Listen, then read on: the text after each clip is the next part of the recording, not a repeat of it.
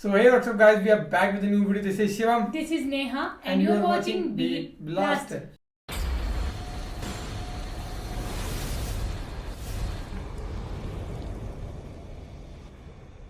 So hey, what's up guys, we are back with a new video. This is Shivam This is Neha. and you are watching Beat Beat Blaster. Blaster.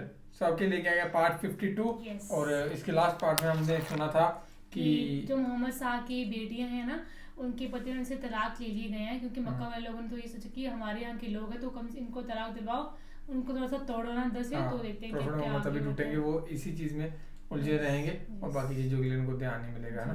तो आगे सुनते हैं कि अब आगे क्या हुआ था और फिर करेंगे हम बाकी बातें डिस्कस। लास्ट तक वीडियो जरूर देखना, बस यही रिक्वेस्ट है। चलिए आगे सुनते हैं। जब रसूल पाक सल्लल्लाहु अलैहि वसल्लम हिजरत फरमाकर मदीना तशरीफ ले आए तो हजरत ज़ैनब रजी अल्लाह तआला अन्हा, जो आप सल्लल्लाहु अलैहि वसल्लम की बेटी थी, वो मक्का में ही अपने शौहर के पास रह गई। जब कुरैश जंग बदर के लिए चले तो उनके साथ अबू लास भी मुसलमानों से लड़ने के लिए आए। जंग में मुशरिकों को अल्लाह तबारक व तआला ने शिकस्त दी। बहुत सारे मुसलमानों के हाथों गिरफ्तार हो गए, उनमें अबुल आस भी थे।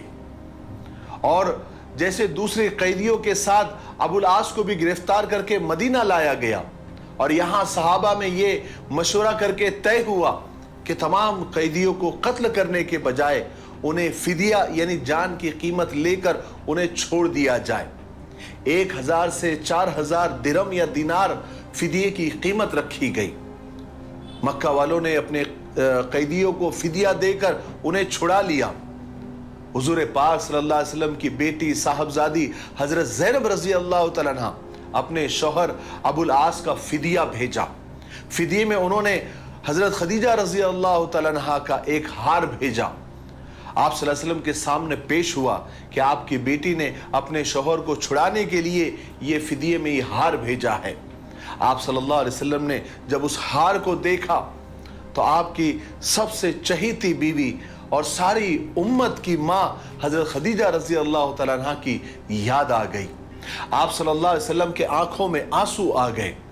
आप पर इस बात का बहुत ज्यादा असर था, इसलिए आप सल्लल्लाहु अलैहि वसल्लम ने सहाबा से फरमाया कि अगर तुम्हारी राय हो तो मैं ज़ैनब के कैदी को छोड़ दूं और उसका ये हार भी उन्हें वापस कर दूं।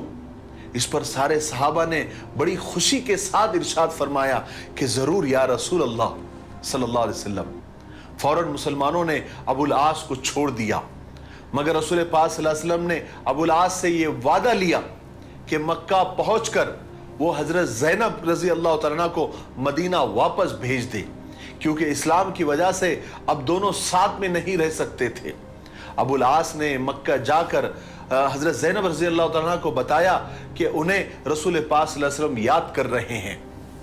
और इधर रसूल पाक सल्लल्लाहु अलैहि वसल्लम ने हजरत ज़ैद बिन हारिसा और एक अंसारी सहाबी को हिदायत दी कि मक्का और मदीना के दरमियान एक जगह जाकर वो हजरत ज़ैनब रजी अल्लाह तआला अन्हा का इंतजार करें, ताकि अबुल आस जब उन्हें वहां पहुंचा दे तो हजरत ज़ैनब को लेकर वो मदीना आ जाए। जब हजरत ज़ैनब रजी अल्लाह तआला अन्हा को इस बात की खबर हुई तो उन्होंने फौरन सफर की तैयारियां शुरू कर दी। एक दिन हजरत ज़ैनब रजी अल्लाह तआला अन्हा तैयारियों में लगी हुई थी कि उनके पास एक मुशरिका औरत आई और कहने लगी कि मोहम्मद की बेटी, मैंने सुना है कि तुम अपने बाप के पास जाने का इरादा कर रही हो। हजरत ज़ैनब को डर हुआ कि कहीं ये बात मक्का में न फैल जाए, तो उन्होंने ऐसे टालने के लिए कहा कि मेरा ऐसा कोई इरादा नहीं है। मगर उस औरत ने कहा कि भतीजे, ज्यादा तकलीफ मत करो, अगर तुम्हें सफर में जाने के लिए किसी चीज की जरूरत हो और अपने बाप के पास पहुंचने के लिए रुपये पैसों की जरूरत हो तो बेतकल्लुफ मुझसे कह दो, मैं तुम्हारी जरूरत पूरी कर दूंगी। मगर हजरत ज़ैनब रजी अल्लाह तआला अन्हा जरा डरी हुई थी, उन्होंने उस औरत को टाल दिया। अबुल आस खुद जाने के बजाय उन्होंने अपने भाई कनाना से कहा कि हजरत ज़ैनब को लेकर वो जाएं और जाकर मदीना पहुंचा दें। फिर एक दिन हजरत ज़ैनब तैयार हो गई तो कनाना भी तीर और कमान लेकर आ गया और हजरत ज़ैनब रज़ी अल्लाह तआला अन्हा को लेकर मदीना के लिए रवाना हुए। कुरैश को जब यह मालूम हुआ कि रसूल पाक सल्लल्लाहु अलैहि वसल्लम की साहबजादी मदीना जा रही है तो वो ऐसे आसानी से कैसे जाने दे सकते थे। वो तो ऐसे मौकों की तलाश में रहते थे।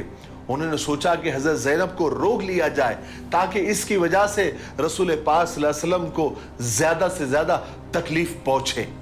یہ سوچتے ہی قریش کے بہت سارے آدمی حضرت زینب رضی اللہ تعالیٰ کا راستہ روکنے کے لیے نکل پڑے۔ ابھی حضرت زینب رضی اللہ تعالیٰ ذی طوا تک ہی پہنچی تھی کہ پیچھے سے قریش نے جا کر انہیں پکڑ لیا اور ان کا راستہ روک دیا۔ سب سے پہلے ان میں سے ایک آدمی حبار بن اسود آگے بڑھا۔ اس نے اپنا نیزہ دکھا کر حضرت زینب رضی اللہ تعالیٰ کو ڈرایا۔ حضرت زینب رضی اللہ تعالیٰ اونٹ کے اودھج پر بیٹھی ہوئی تھی۔ جیسے حبار نے انہیں نیزہ دکھا کر ڈرایا، فوراً کنانہ نے اپنا تیر کمان نکال لیا اور اس کا رخ قریش کی طرف کر کے کہا کہ خدا کی قسم، میرے سامنے اگر کوئی آئے گا تو یہ تیر اس کے آس پاس ہو جائے گا۔ اسی وقت ابو سفیان آگے آئے اور انہوں نے کنانہ سے کہا کہ بھائی ذرا اپنا تیر اپنے پاس ہی رکھو تاکہ میں کچھ بات کر سکوں۔ کنانہ نے فوراً اپنا تیر کمان نیچے کر لیا اور ابو سفیان سے پوچھا کہ کہو کیا کہنا چاہتے ہو۔ ابو سفیان نے ان سے کہا کہ جو کچھ تم نے ابھی کیا اور جو کر رہے ہو، تم اس عورت کو مکہ کے سرداروں کے مرضی کے بغیر کھلم کھلا لے کر نکل آئے، حالانکہ تمہیں معلوم ہونا چاہیے کہ محمد کی وجہ سے، یعنی ان کے باپ کی وجہ سے ہم پر کتنی بڑی بڑی مصیبتیں اور تباہیاں آئی ہیں، اور تم ایسے آدمی کی بیٹی کو ہمارے سامنے کھلم کھلا لے کر جا رہے ہو۔ لوگ کیا سوچیں گے؟ ہماری تو رسوائی ہو جائے گی۔ ویسے خدا کی قسم ہم نہیں چاہتے کہ اس کو اس کے باپ سے جدا کرے اور یہاں پر اسے روک کر رکھے، نہ ہمیں اس کی ضرورت ہے، بلکہ ہم تو صرف اتنا چاہتے ہیں کہ اس وقت تم انہیں مکہ واپس لے کر چلو۔ اور جب لوگ اس بات کو بھول جائے اور سمجھنے لگے کہ ہم سرداروں نے اسے واپس لے کر آئے ہیں، تب تم کسی دن چپکے سے لے کر اسے نکل جانا اور اسے اس کے باپ کے پاس پہنچا دینا۔ کنانہ کی بھی بات سمجھ میں آ گئی، وہ حضرت زینب کو لے کر مکہ واپس آ گئے۔ پھر کچھ دن کے بعد لوگوں کے ذہن جب اس بات سے ہٹ گئے تو ایک دن رات میں چپکے سے لے کر کنانہ حضرت زینب کو لے کر نکل گئے اور حضرت زید بن حارثہ کے پاس پہنچا کر واپس آ گئے، اور حضرت زید بن حارثہ انہیں لے کر رسول پاک صلی اللہ علیہ وسلم کے پاس انہوں نے پہنچا دیا، اور اس طرح حضرت زینب رضی اللہ تعالیٰ عنہا آرام سے اپنے ابا جان حضور پاک صلی اللہ علیہ وسلم کے پاس پہنچ گئی۔ بہرحال جس وقت رسول پاک صلی اللہ علیہ وسلم غزوہ بدر کے لیے تشریف لے گئے تھے تو آپ کی دوسری صاحبزادی حضرت رقیہ اس وقت سخت بیمار تھی، اور ان کی شادی حضرت عثمان رضی اللہ تعالیٰ عنہ سے ہو چکی تھی۔ رسول پاک صلی اللہ علیہ وسلم نے حضرت رقیہ کی ہی بیماری کی وجہ سے حضرت عثمان کو مدینہ میں ہی چھوڑ دیا تھا تاکہ وہ اپنی بیمار بیوی کی تیمارداری کر سکے، ان کا خیال رکھ سکے۔ مگر رسول پاک صلی اللہ علیہ وسلم کے تشریف لے جانے کے بعد، یعنی بدر میں تشریف لے جانے کے بعد حضرت رقیہ کا انتقال ہو گیا تھا۔ جب بدر میں مسلمانوں کو فتح ہوئی تو حضرت زید بن حارثہ یہ خوشخبری لے کر جب مدینہ پہنچے تھے تو اسی وقت حضرت عثمان اور دوسرے مسلمان حضرت رقیہ کو دفنا کر مٹی برابر کر ہی رہے تھے۔ اس کے بعد جب آپ صلی اللہ علیہ وسلم کو جب یہ خبر ملی تو آپ صلی اللہ علیہ وسلم کو بے حد صدمہ ہوا۔ ادھر خود حضرت عثمان رضی اللہ تعالیٰ عنہ اپنی پاک بیوی کے انتقال کے بعد ہر وقت اداس رہا کرتے تھے، کیونکہ انہیں حضرت رقیہ کے انتقال کا بہت زیادہ اثر ہوا تھا۔ رسول پاک صلی اللہ علیہ وسلم بھی حضرت عثمان رضی اللہ تعالیٰ عنہ کو ہر وقت غمگین اور اداس دیکھا کرتے تھے۔ ایک دن آپ صلی اللہ علیہ وسلم نے حضرت عثمان سے پوچھا کہ اے عثمان کیا بات ہے، تم ہر وقت غمگین اور اداس رہتے ہو، میں تم کو ایسے ہی دیکھتا ہوں۔ تو حضرت عثمان رضی اللہ تعالیٰ نے جواب دیا کہ یا رسول اللہ، کیا اتنا بڑا غم اور اتنے بڑے غموں کا پہاڑ کسی پر ٹوٹا ہوگا جو مجھ پر پڑا ہے، مجھ پر ٹوٹا ہے؟ یعنی میرے اور آپ کے درمیان سسرالی رشتہ ہی ختم ہو گیا۔ حضرت عثمان رضی اللہ تعالیٰ یہ بات کہہ ہی رہے تھے کہ آپ صلی اللہ علیہ وسلم نے ان سے فرمایا کہ ابھی جبرائیل میرے پاس اللہ کا حکم لے کر آئے ہیں کہ میں رقیہ کی بہن ام کلثوم کا نکاح تم سے کر دوں۔ اس کے بعد آپ صلی اللہ علیہ وسلم نے اللہ کے حکم کے مطابق اپنی دوسری صاحبزادی حضرت ام کلثوم کا نکاح حضرت عثمان رضی اللہ عنہ سے کر دیا۔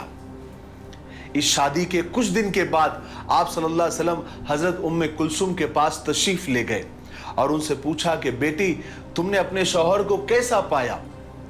تب حضرت ام کلثوم رضی اللہ تعالیٰ نے جواب دیا کہ ابا جان میں نے اپنے شوہر کو بہت اچھا اور بہت افضل پایا۔ تب آپ صلی اللہ علیہ وسلم نے فرمایا تھا کہ بیٹی کیوں نہ ہو، لوگوں میں تمہارے اور دادا ابراہیم علیہ السلام اور تمہارے باپ محمد سے زیادہ وہ مشابہ ہیں۔ اور اس طرح رسول پاک صلی اللہ علیہ وسلم نے حضرت عثمان سے اپنی 2 بیٹیوں کا نکاح کر کے انہیں عزت بخشی۔ حضرت ام کلثوم رضی اللہ تعالیٰ کی یہ شادی ہجرت کے 3 سال یعنی سن 3 ہجری میں ہوئی۔ اس کے علاوہ بھی رسول پاک صلی اللہ علیہ وسلم نے اللہ تبارک و تعالیٰ کے حکم سے خود بھی بعض صحابہ کے گھرانوں میں شادی بیاہ کے رشتے پیدا کیے۔ اس کے بعد تو صحابہ کے ساتھ آپ کا تعلق اور زیادہ مضبوط اور گہرا ہو گیا۔ مکہ میں حضرت خدیجہ رضی اللہ تعالیٰ کا انتقال ہو گیا تھا تو آپ صلی اللہ علیہ وسلم نے حضرت سودا بنت زمعہ اور حضرت ابوبکر صدیق رضی اللہ تعالیٰ کی صاحبزادی حضرت عائشہ رضی اللہ تعالیٰ سے نکاح کیا تھا۔ نکاح کے بعد تو حضرت سودا رضی اللہ تعالیٰ رخصت ہو کر آپ صلی اللہ علیہ وسلم کے گھر آ گئی تھی، لیکن ابھی تک حضرت عائشہ رضی اللہ تعالیٰ کی رخصتی نہیں ہوئی تھی، اس لیے کہ وہ اس وقت بہت چھوٹی تھی۔ اس کے بعد ہجرت کا حکم ہوا تو آپ صلی اللہ علیہ وسلم مدینہ تشریف لے کر آئے اور یہاں پر سب مہاجر اور جتنے بھی لوگ تھے وہ سب جم گئے اور سب کے رہنے سہنے کا اچھا خاصا انتظام بھی ہو گیا۔ تو ہجرت کے تقریباً 6-7 مہینے کے بعد ایک دن حضرت ابوبکر صدیق رضی اللہ تعالیٰ حضور پاک صلی اللہ علیہ وسلم کی خدمت میں حاضر ہوئے اور فرمایا کہ یا رسول اللہ آپ اپنے گھر والوں کو اپنے پاس کیوں نہیں بلا لیتے؟ اس سے حضرت ابوبکر صدیق رضی اللہ تعالیٰ کا مقصد یہ تھا کہ آپ حضرت عائشہ کو رخصت کرا کے اپنے گھر کیوں نہیں بلا لیتے؟ تو آپ صلی اللہ علیہ وسلم نے فرمایا کہ مہر کی وجہ سے۔ اس کے بعد آپ صلی اللہ علیہ وسلم کے پاس جب مہر کا انتظام ہو گیا تو حضرت عائشہ رضی اللہ تعالیٰ کی رخصتی ہو گئی اور وہ رسول خدا حضرت محمد صلی اللہ علیہ وسلم کے گھر آ گئی۔ اس کے بعد سن 3 ہجری میں حضور پاک صلی اللہ علیہ وسلم نے حضرت عمر رضی اللہ تعالیٰ کی صاحبزادی یعنی حضرت عمر کی بیٹی حضرت حفصہ رضی اللہ تعالیٰ سے شادی کی۔ حضرت حفصہ کی پہلی شادی حضرت خنیس بن حذافہ سے ہوئی تھی۔